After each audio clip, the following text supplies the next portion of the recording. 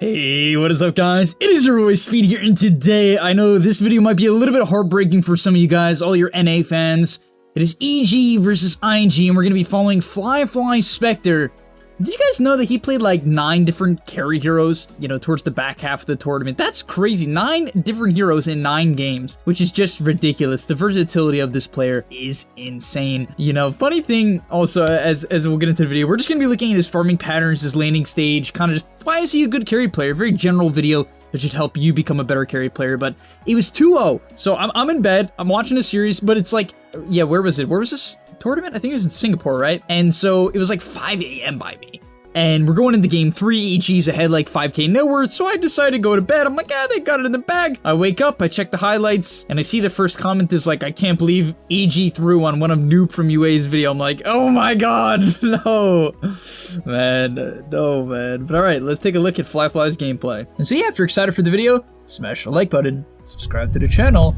Most of all, if you're looking for more Dota content, you really like what we produce here on YouTube, and it's, you just want to watch more of it and learn more about the game of Dota, click the link down below, sign up to the gameleap website. We post there every single day, and there's a whole library of videos for you guys to check out that have been made recently and over the years. Alright, the first thing to note is this matchup that he's in. So he's against an Enigma and a Tusk, and I actually think this is a fantastic lane for Spectre. Now you might be saying, oh, but he's gonna get his creep tonight.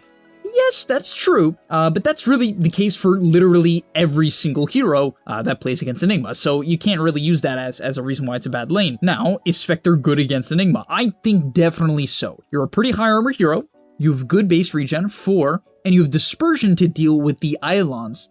And so essentially, your hero just kind of ignores Enigma and chills. It's another reason why I think like Alk, for instance, is a good hero in lane against Enigma. On top of that, you can go Blade Mail, which is good against Enigma, and his Midnight Pulse and Black Hole later on into the game as well. And for Tusk, if he ever tag teams you, you have Dispersion, which obviously makes it not as bad. And then most importantly, you can get over his shards and away from his snowball with your Q. So his lane ends up going not as well as I honestly would have thought it would. He ends up getting just kind of zoned out. Most importantly, his creeps get denied by this Enigma. And so what I'm really curious about in this game is, what do you do when you lose your lane? Because how this matchup works is, you're kind of fine early on, you're not going to die. In your average pub, the Enigma, let's say you play against Enigma, they're just not going to be that good at denying, so you should be okay in terms of CS. But what does he do to come back into this game? One thing we will note is that he maxes out Dispersion, but until then, let's see what he does. So what he does first is something I talked about in the video where I talked about what do pros do that you don't, which is pulling. Most carry players, when they get put in a bad situation, what do, guys? They either stay in the lane and just lane, or they jungle, or they completely leave the lane. But they ignore what is often the best matchup previous to like the 7-8 minute mark, because rotating out of your lane at 6 minutes can be very awkward, especially if your offlaner doesn't lane well against their offlaner. You can completely grief his game. So instead, if your matchup is okay, you're not feeding, it's not terrible, your best option is to pull. You can see he does the large camp up pull here, which you can only do on Dire. But when you're on Dire, this is incredibly good, because now he's even going to be able to use his creep wave to farm a camp. And in your average pub, people take very long to recognize that that's happening. In fact, a lot of the time, they don't recognize that it's happening, and therefore, yeah, you kind of guessed it, you kind of just get a free large camp, and then you get a wave under your tower. Now, at the 7 minute mark, unfortunately, he gets put into a position where he does have to completely leave the lane. The enemy team has a Storm, who did just die, but, he didn't necessarily know that. So they have a Storm and Black Hole. At any point in time, Storm can TP in, they set up with the Black Hole, and it's a kill. And so, yeah, he basically has to jungle this game, and it's a good play, right? Even though Spectre really doesn't love jungling, the hero is simply not a fast jungler. I mean, it's not terrible, because of Dispersion in your HP region. You don't take a lot of damage, but you definitely don't hit creeps that fast. And so, yeah, let's just kind of speed through what he does. I'm not going to skip ahead. I'm not going to skip around. So here he goes back to the lane. Did he see Enigma rotate out? I don't think he did. Oh, okay, they were setting up a play. Okay, so they set up a gank. Does this work? They have to be very careful of the Black Hole. Save from Arteezy. Oh, no, they don't. Wait, why didn't he Black Hole there? What was it going to get canceled by? Oh, he didn't have mana. Okay. Wow, the Necro Book completely ran up dry of mana. That could have been a huge turn for EG, but unfortunately the mana wasn't there. But that's a very heads-up play, right? I like that. A lot of carry players would be very hesitant to show up to fights, but especially if you think your team or know your team's bringing a numbers advantage, it's super good. And then, wow, they even find a kill on the crit. Okay, he instantly TP's bottom. So right now we do see the Storm bottom. Storm doesn't really kill Spectre alone 1v1 unless you're already low on HP. If you're about half HP, you will die. But Stormer's half mana, which means he should be fine, right? The only thing he has to be a little bit careful of is a TPN. So I'm curious to see what he does, yeah. So you can see he goes back here. Okay, he's gonna go full into jungle. That makes sense. Because if he doesn't jungle here, what's gonna happen is they know he TP'd down here, so he's stuck. And so they're gonna TP a hero down. So if he kept walking up, they would TP that hero and they'd easily go for the kill and kill him. But instead, he backs up, waits for the wave to shove in, and specifically what was important there is he paid attention to whether or not Storm was shoving the wave. Once he recognized that the Storm was, he immediately returns back to the lane. After that, some basic laning here. Nothing crazy. He's really poor, I'll be honest. He is very, very poor. Only 3,000 net worth at this point in the game. This is kind of Spectre in a nutshell. Looking for the haunt in here. It's kind of a tough situation to go into. So he's going to go anyway. Looks for a burst onto the Tusk. Oh, never mind. Goes for Fly instead. Finds crit after. What a great haunt. It's going to secure him some XP. Is he going to get this kill on Torch easy? No, but JT will. Man, why was that such a good fight for them? What even happened? What made that so good? Why was that? I don't know. I'm a little bit even confused what EG was doing. Oh, they're contesting a stack. Fly goes in with the 2-man ulti.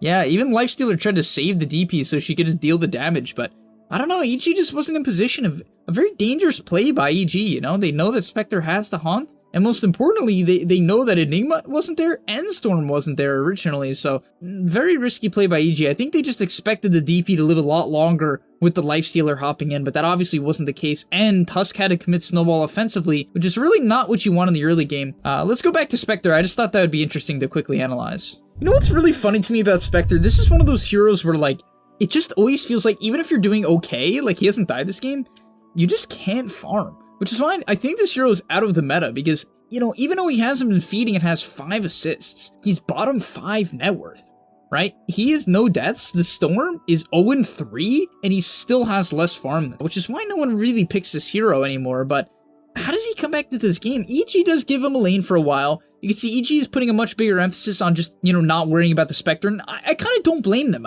Like when I originally looked at this game back, and I looked at the draft, I said, okay, they have Midnight Pulse, which can counter out a tanky hero like Spectre. Then they have Lifestealer, which has very commonly been an answer to Spectre, mainly because you can just man up to him. A lot of heroes cannot, but Lifestealer can. And so that tended to be a very common answer, which is, I'm pretty sure why EG picked it. They picked the Lifestealer into the Spectre, but alright, let's look at another fight here. Very weird engagement. Oh, is this the one where Ice Black Hole's the Supernova? I know there was 2 of them, but... Alright, so he immediately goes in, sees the Black Hole's committed. How does he decide that this is a good fight? Yeah, I guess he just saw that the Black Hole was off the mark. And most importantly, here's the key thing here. When he haunts in, you notice how he goes for the hero on the backline?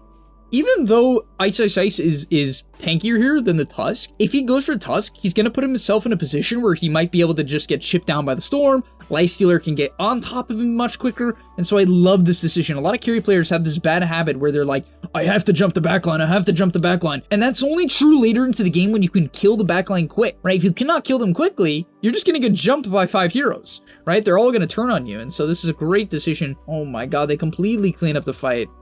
Oh boy. So Blade Mail tends to be when Spectre comes online, that's when this hero recovers. And another thing I'd like to say about Spectre is, in a few days from today, he's probably going to get a big buff. And so this hero might come back into the meta, I don't know. Kind of hope it doesn't, because it's not fun to play against. It's just so tanky and annoying. But right, no haunt, very similar formula, right? It's kind of a rinse repeat, and for a lot of carry players, they get stuck in this bad habit of if they win a fight, they think they can just win every fight, and they don't think about the circumstances. Every single fight that he's shown up to that they ended up winning was based off what? It was based off a fight where his entire team was there, right? They have very good team fight. And most importantly, he has Haunt. Without those 2 things, he obviously has to split push. And for anyone who's comfortable with Spectre, you know this to be the case. This applies to basically any carry hero as he pops his Blade Mail. I love that. A lot of people don't use their Blade Mail when they buy it. On a hero like Spectre or any other carry that would buy it. Bloodseeker was for a point in time, Prophet, any of these heroes. But he does, which is very important if you're going to buy this item, as you'll see him likely pop it again. Oh, he actually doesn't on that camp. Very weird. I'm surprised. Another thing, this is great movement. So I love his movement here. You can see he's very afraid of a potential gank coming in. As he farms up this camp, he's obviously staring at the map. Anytime you're farming a neutral camp, you better look at the map. Like, that's like just a rule of thumb you should learn from these videos. If you are farming a camp and you're not looking at the map, you're doing something wrong, right? Because at some point in time, especially if you've played a good amount of Dota, you gotta be able to just farm the camp without looking at it, kite back without looking at it. And you can see, why does he think that they potentially are smoke ganking him? Well, his team smoked to the top triangle and they didn't find anybody. Which means they're bottom, obviously, right? And so just based on that information, he kind of just assumes, okay, they were ganking him, shifts up to the top jungle, is a bit of an early haunt here. Oh, okay, goes in just in case, yeah. It looks like they want to go on Fly, but the lifestealer is inside a Fly here. It's kind of a weird strat by EG, I'll be real. Even though I like it, it's cool.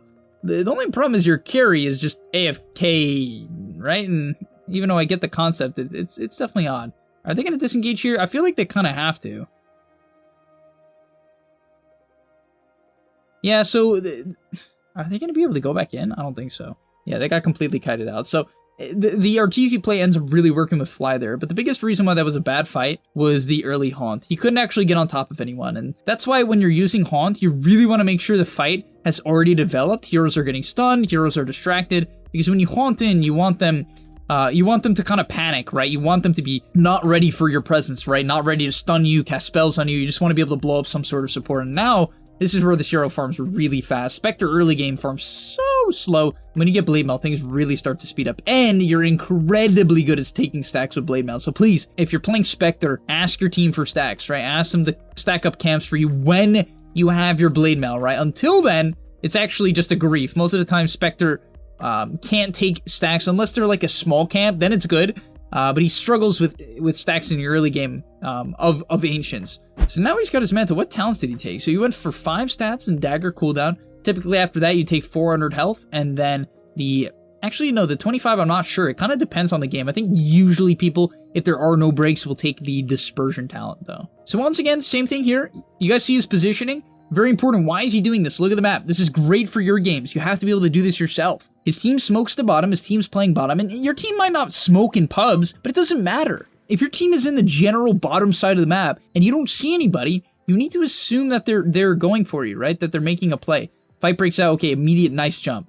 I love that. That's great synergy. Clearly talking to Kaka to say, okay, let's find Fly in the backline.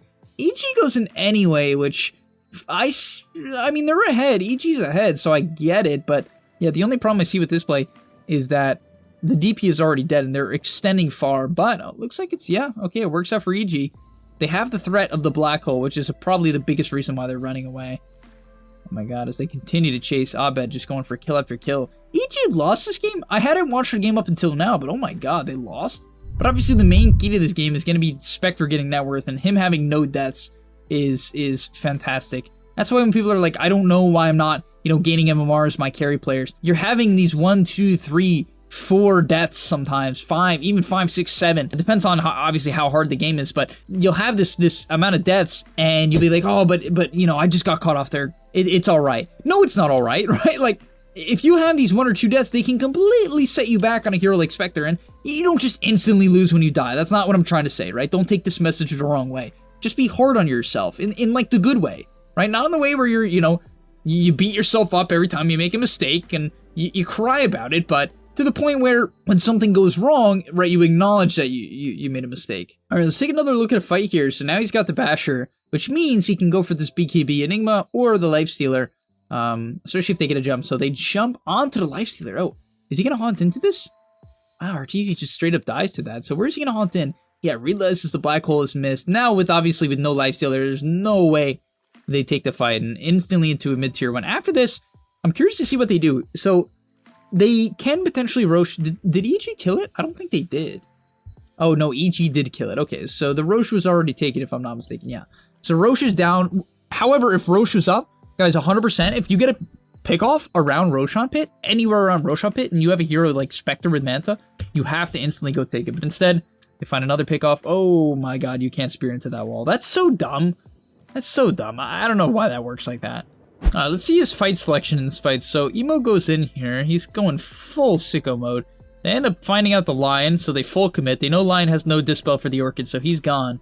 But the Rage runs out, and they clearly are talking here saying, hey, we got this Phoenix, we got this Arena. With no Rage, we can potentially get the kill. Looks like Tusk went in. Oh, that was such a good play by Crit, but it was just a little bit slow. To go back to that, I just want to show it. He clearly read that they were going to commit on Arteezy here because he hadn't committed the Blink. Sees that Arteezy's getting gone on, but oh, he did take the Spear, which is like, I mean, it's still a good play, but he definitely wanted to get the Snowball off there. Unfortunately, he didn't. Finds it onto Emo. Gonna have to disengage. No, couldn't get him.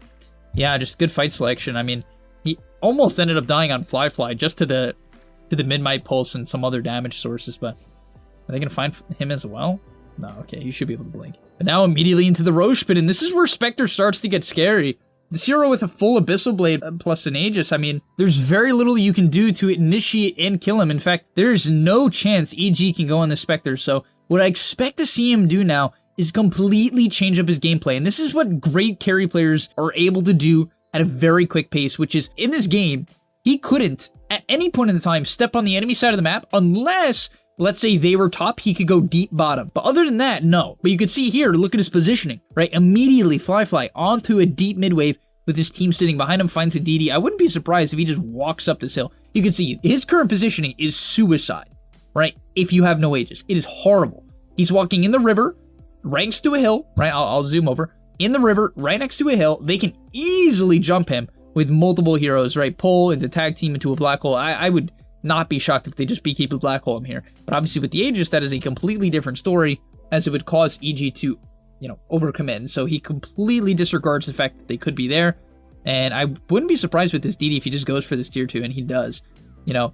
And you guys do hear me say a lot in pubs, don't push down mid with even Aegis, right? Even with Aegis, don't just run at towers. You could see IG still follows that idea. They're not just deathballing at the tower. They actually smoked around the tower and looked for a pickoff. On top of that, he only fully commits to this tower once he has vision of the rest of his team. On top of that, Spectre is a lot different than your average hero. On top of that, EG has no poke. What is poke? Poke are long-range spells that push you off towers.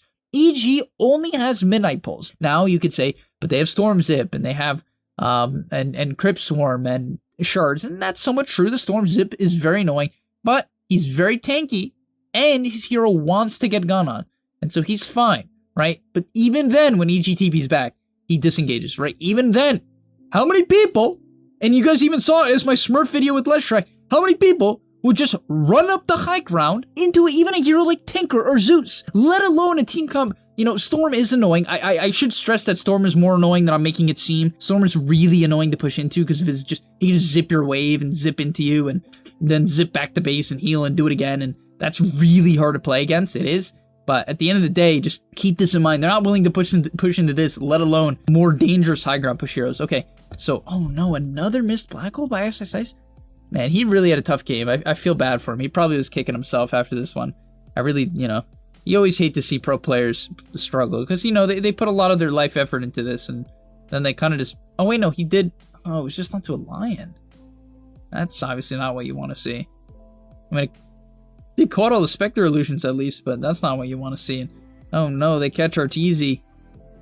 He is gone. Ice, ice, ice as well, and oh no. Did the game just end here? They're 5k ahead in the base, no buybacks. But I love that, right? The slow approach. Let me just go back. I just want to stress that one more time to show you guys how IG approaches this high ground, right? Because it is so much different than how pub players do it, right? So he TP's back, but obviously I don't want to look at his perspective. I want to look at Kaka, who did not play like Kaka. He played like a beast. But all right, let's see how they go for this. So they're still the mid tier 2. They have this ward though, right? You see this high ground ward over here on the map? You're not really supposed to have that. It tends to get dewarded, but in this case, EG either wasn't there or just didn't expect it. And so now they can kind of wait for someone to hop towards it. So EG pushing out the mid wave.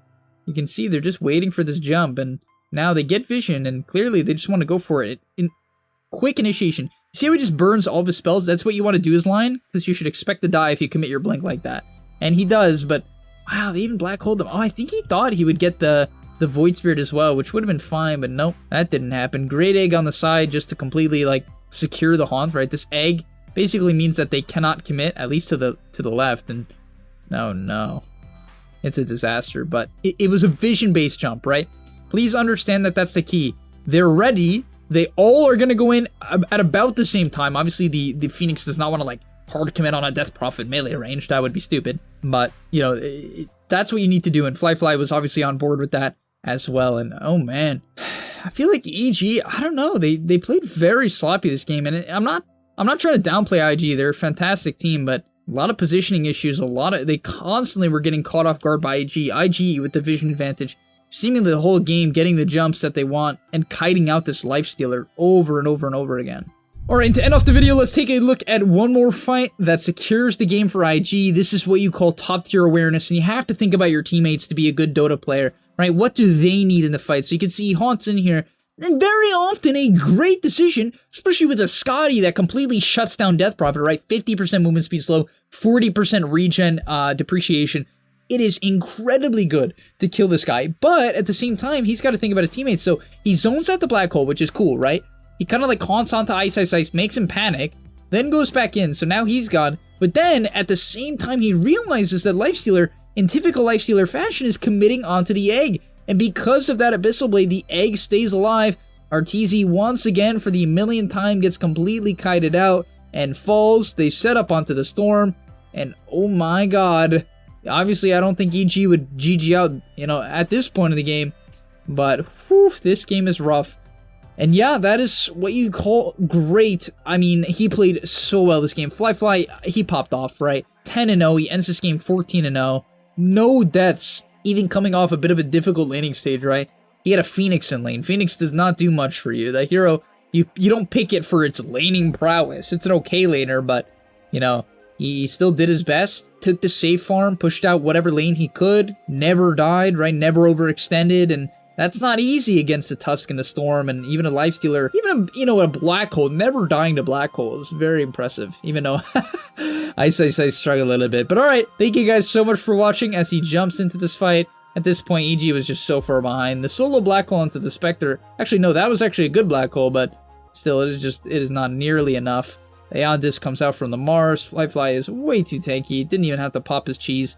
And yeah, thank you guys so much for watching. I'll see you in the next video. And I'm out. Peace. And that's all. But remember, before you leave, come on, before you tune out, subscribe to the gameleap website where we are going to help you get to the next rank. If you're stuck, click the link down below. And I'm out. Peace.